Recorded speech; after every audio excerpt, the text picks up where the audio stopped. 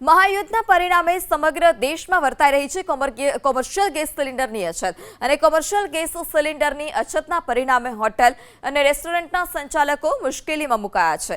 અમદાવાદના ઉજાલા સર્કલ પાસે આવેલી ઉજાલા રેસ્ટોરન્ટમાં કોમર્શિયલ ગેસની અછતને કારણે નાસ્તાનું કાઉન્ટર બંધ થયું। ચા બનાવવા માટે પણ વાપરવામાં આવે છે ઇન્ડક્શન। પહેલા આ રેસ્ટોરન્ટમાં જે ચાનું કાઉન્ટર 24 કલાક ચાલતું હતું તે માત્ર 8 થી 9 કલાક ચાલે છે। નાસ્તો બનાવવા માટે ગેસ વધુ વપરાતો હોવાથી નાસ્તાનું લાઈવ કાઉન્ટર બંધ કરવામાં આવ્યું।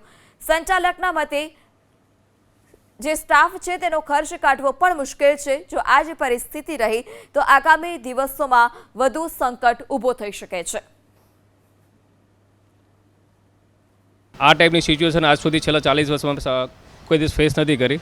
આ 40 વર્ષની અંદર ફર્સ્ટ ટાઈમ આ ટાઈપની સિચ્યુએશન ફેસ કરી રહ્યો છું।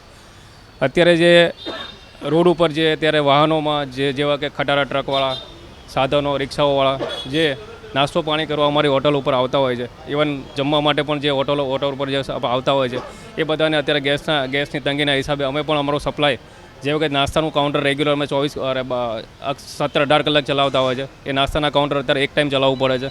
ચાના કાઉન્ટર પણ ચલાવતા હોય છે, એ પણ અત્યારે એક ટાઈમ ચલાવી રહ્યા છે। એ કમર્શિયલ ગેસની સપ્લાયના તંગીના હિસાબે અમે અત્યારે આ વસ્તુ કરવી પડે છે। ઇવન અમારી પાસે 27-28 માણસનો સ્ટાફ છે જે હવે એ લોકોને રોજગારી, એ લોકોને પગાર ડે ટુ ડે 2 દિવસ કદાચ હોટલ મારી બંધ રહેશે તો 2 દિવસનો પગાર, એ બધી વસ્તુ કવર કરવું।